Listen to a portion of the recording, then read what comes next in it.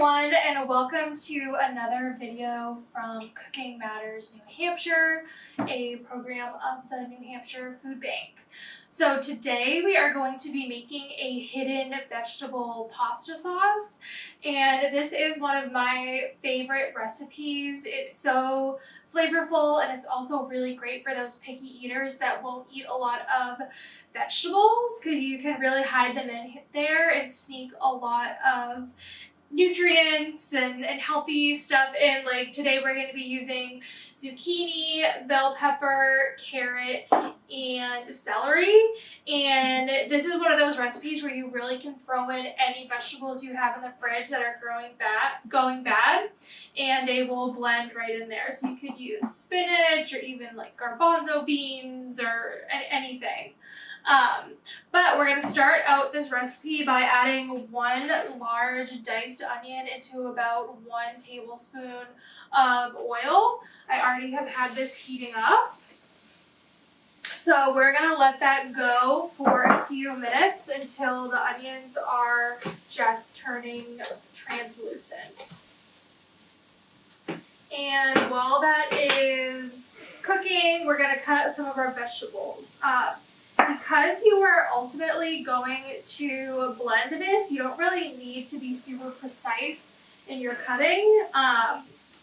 So as we always do, I'm going to start with making a flat surface on my zucchini. You know, we always say you want as much control over what you're cutting as possible. So we'll kind of go over some of those nice skills again. I'm really just going to cut these into pretty big chunks. The zucchini is a very soft vegetable, so it will be one of the ones to cook up the fastest in this, so you can really do fairly big pieces. Just give it a really rough chop. It does not have to be pretty. Alright, so I'm gonna just transfer my zucchini into there. And certainly as your kiddos are getting a little bit older, it's great to have them help out in the kitchen. If they can help cut or grate, you certainly could grate the zucchini with like a cheese grater. It actually would help it cook up really, really fast. You can also grate the carrot as well. So again, I'm just going to cut these into pretty small pieces. The carrot is going to take a longer time to cook, so I'm going to try to cut it into smaller pieces. And that's something to think about while you're cooking. You're kind of throwing lots of things together. How long is it going to take to cook? Are things going to be done at the same time? If this was maybe just a regular pasta sauce, I would probably throw the zucchini in at the very, very end. And if you have a family who is not very picky, you certainly could just skip the blending step at the end, or even if you don't have a blender, and just make a veggie pasta sauce. That would also taste really, really good. Beautiful. So now I'm going to do my bell pepper. There's lots of different ways to cut a bell pepper, but my favorite is to cut the top off. I didn't go down far enough. To cut the top off, and then you really easily can just pull all the seeds out and you have no seeds. So that reduces a lot of mess, and I just think it's a fun way to do it. So again, I'm going to super roughly chop my bell pepper.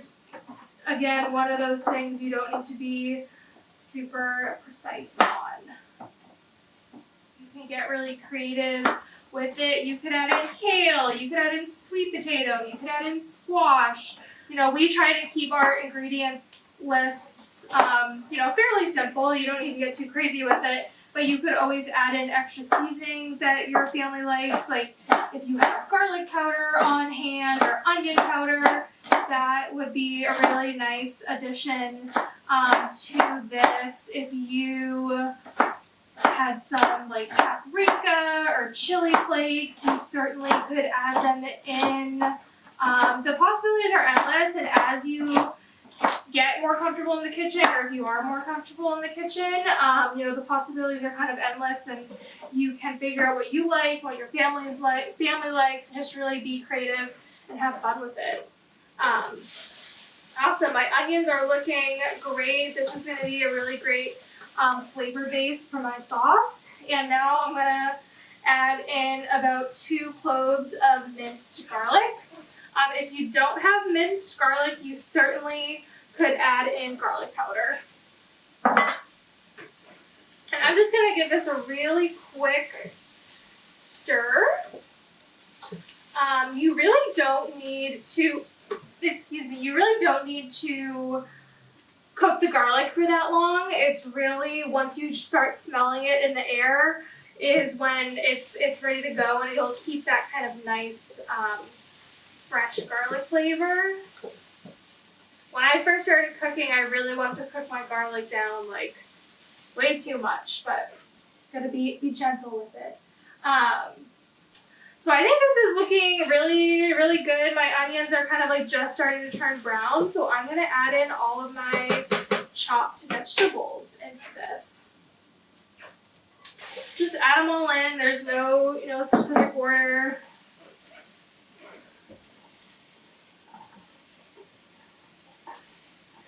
Beautiful. So we are gonna saute these down. I have the stove on like medium-high heat, and we're gonna cook these down, stirring occasionally until they get soft. So they are, once they get a little bit soft, we're gonna add in crushed tomatoes and water and let it simmer for about 20 minutes. So they don't need to be fully cooked down, ready to blend, but we're just kind of giving them that head start to start getting a little bit soft. So I'm gonna leave these for about 5 minutes, and I'll come back for the next step. All right, so we're back. My vegetables have been cooking for about 10 minutes with the lid on. I did add about a tablespoon of water in there just to like steam them a little bit. But as you can see, they're looking really beautiful, and I was just thinking about how I just love all the colors. Like, it looks so beautiful, and it's such a great way to use up lots of different types of vegetables, especially if you have some going bad in your fridge, or if you get a CSA share and you just have like so many vegetables to use. So next step, we're going to add in the rest of our sauce ingredients. So I have a 20-ounce can of crushed tomatoes here that are no salt added. Definitely keep an eye out and try to get those no salt added products. So I'm going to add this all in, and I like to, once I add as much as I can in, I like to swish a little bit of water in here just to try to get the most out of my can as possible, and a lot of tomato kind of gets stuck on the side. So there we go. And the recipe does call for to add a cup of water, so I'm just adding that cup of water that the recipe calls for. So we have our tomatoes, we have our water, and that water is just going to help when you blend, to help you blend and to thin the sauce out a little bit, because it will get thick when all those veggies get blended in there. And finally, I'm just going to add some of my seasoning. So I have about a teaspoon of salt, a 1/4 teaspoon of pepper, and 2 teaspoons of dried oregano. You could also use dried basil or like an Italian seasoning mix, kind of anything you have. So I'm just going to add those in there. And I'm going to give this another mix. And what you're going to do next is let the whole sauce come up to a boil, or just when it gets pretty bubbly. And then once it is at a boil, you are going to turn it down to about medium-low, right in between there, and you're going to let it simmer for probably about 20 minutes. If you have more vegetables in your sauce, it will probably be a little bit longer. You want to really let all those flavors meld together and get all mixed up, and also cook down the vegetables a little bit more so they'll be soft and easy to blend. So we're going to let this cook for about 20 minutes. Actually, I already see it bubbling pretty good, so I'm going to turn the heat down. And I will be back in about 20 minutes to do the final step of blending it all together. Hi everyone, we're back. The sauce simmered for probably about 30 minutes, and now the vegetables are all nice and soft. I turned the heat off and let this sit for about 10 minutes just to let it cool down a little bit before we transfer it into our blender. If you have an immersion blender, you certainly could use it just in the pot, but we're just going to use the traditional blender. So really, you're just transferring as much sauce as you can into your blender, and you'll give it a nice blend until it's nice and smooth. I mean, if your family loves vegetables, this certainly could be the sauce that you use for your dinner without blending it. But for those picky eaters, we'll blend it for the picky eaters. And I have a pretty big blender, so I might be able to fit almost all my sauce in here. If you have a smaller blender, you might need to do this in batches. And before I transfer this, I did taste the sauce as well to just see if it needed anything. You might, and especially depending on how many vegetables you use, you might want to add in a little bit more like salt or pepper or dried herbs or what have you, just to season it to your taste. Wow, and it does look like I will be able to get all of this in here. That's so exciting. I thought I would have to do 2 batches. All right. I think that's good. And I'm just going to give this a good blend, probably for about a minute or 2. All right. Let's do this.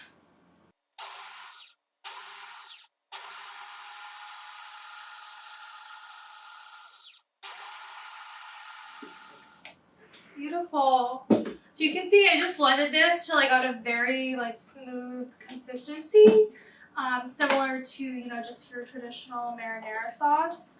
Yeah, it's very smooth. The color actually lightened up a little bit. Just all the veggies are blended in there now. So I'm gonna give this a taste.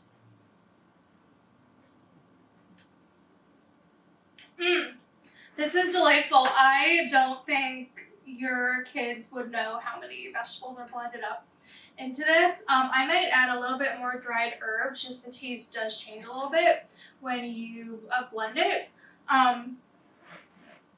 Yeah, this is delightful. This is a really simple but very flavorful sauce. So I'm just going to serve this like I would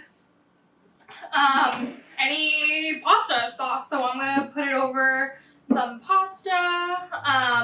You certainly could top it with basil or Parmesan cheese. But yeah, this is going to be my snack today. And I hope you try this recipe out, see what your family thinks, and enjoy.